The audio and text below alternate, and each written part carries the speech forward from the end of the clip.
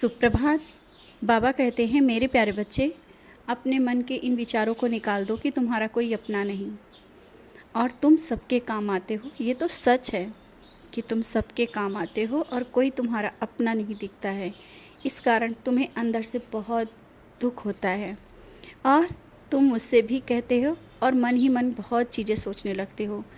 तो आज से ही इन बातों को अपने मन से निकाल दो। दुनिया है, समाज है, कोई किसी का अपना नहीं होता। ये दुनिया मतलब की होती है और तुम तो उन सब बातों से परे हो। अब वो नहीं हो तुम जो पहले थे। तो अब इन बातों को लेकर के तुम्हारे मन में दुख क्यों है, जब तुम जानते हो कि इन सब बातों से कुछ नहीं रखा है, सिर्फ दुख ही मिलेगा।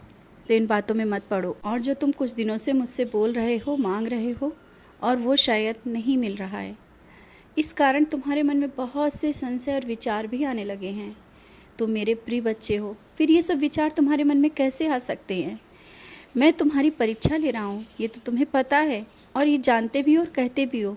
और मैं चाहता हूँ परेशानी में ही सही तुम मेरे पास ज़्यादा देर तक के बैठो, ज़्यादा देर तक मुझसे बातें करो, क्योंकि मैं तुम्हें बहुत प्यार करता हूँ, बहुत प्रेम करता हूँ और अपने पास ज़्यादा देर तक बिठा करके वो ऊर्जा प्रदान करना चाहता हूँ। शायद जो तुम मांग रहे हो वो पूरा हो जाए और इसके बाद इससे तुम इतना व्यस्त हो जाओ कि मेरे पास बैठने का समय भी ना मिले। तो जो ये पल है ना, ये तुम्हें लग रहा है दुख भरे पल हैं। नहीं, ये दुख भरे पल नहीं है, ये बहुत सुकून के पल हैं। समझने की कोशिश करो। ये जो आज तुम्हें पल मिला है, जो आज तुम मेरे पास बैठते हो ना, ये पल हो सकता है इतनी व्यस्तता के बाद ना आ पाएँ। जो तुम काम कर सोच रहे हो ना, जिस काम के लिए तुमने मुझसे बोला है, वो तो हो जाएगा, लेकिन व्यस्त हो जाओगे और फिर यही कहोगे कि बाबा अब समय नहीं मिल पा रहा है। मैं भी चाहता हूँ कि तुम मेरे पास बैठो। मैं तुम्हारा पिता हूँ, मैं तुमसे प्रेम करता हूँ, तुम्हारी बातें मैं सुनना पसंद करता हूँ, तुम्हारी शिकायतें भी पसंद करता हूँ और जब तुम रूठते हो वो भी मुझे पसंद है।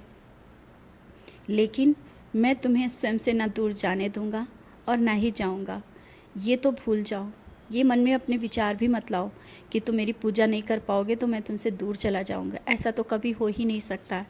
और जब तुम मुझे चाय देते हो ना, और वो चाय बहुत ही स्वादिष्ट होती है।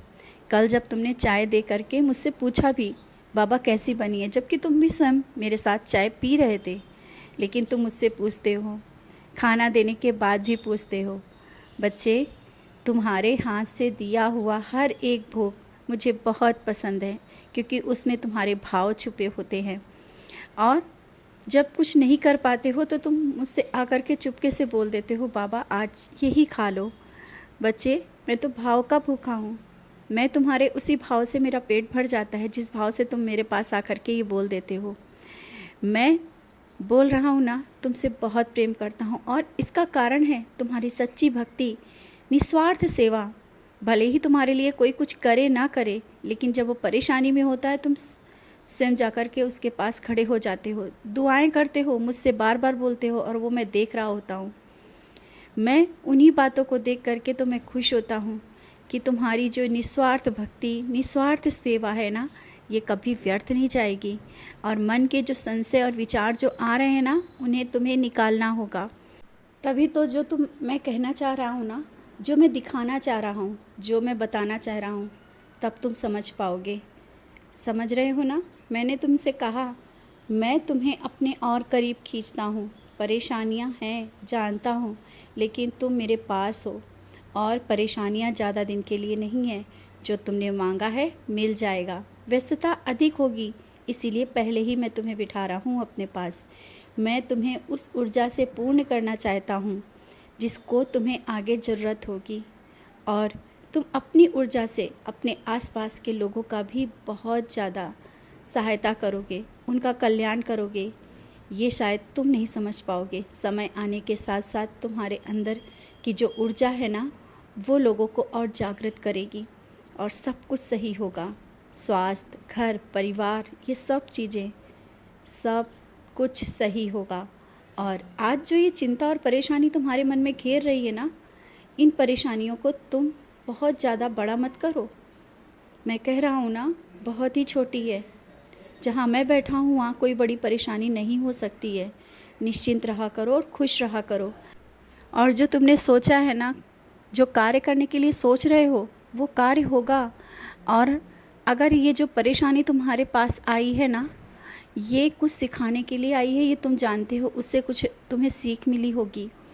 और जो आज परेशानी है वो कल बहुत ही जल्दी दूर हो जाएगी।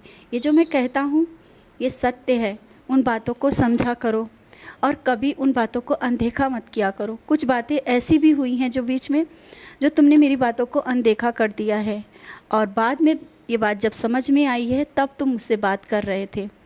मैं जानता हूँ व्यस्तता के कारण कुछ बातें तुम्हारे मन में ऐसी चलती हैं जिस कारण तुम्हारे अंदर मन में प्रश्न उठ जाता है कि ये बात तुम्हारे लिए है या नहीं, या ऐसा होगा भी या नहीं।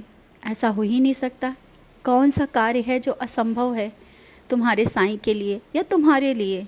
तुम्हारे जीवन का परिवर्तन और तुम्हारे जीवन में जो कामयाबी होगी वो अवश्य मिलेगी। नौकरी की इच्छा कर रहे हो ना, बच्चों की नौकरी के बारे में या परिवार में किसी सदस्य की जो बात है उसके लिए बोल रहे हो, अवश्य हो जाएगा। निश्चिंत रहो। जो तुमने कहा है वो काम में देर लग रही है लेकिन काम होगा।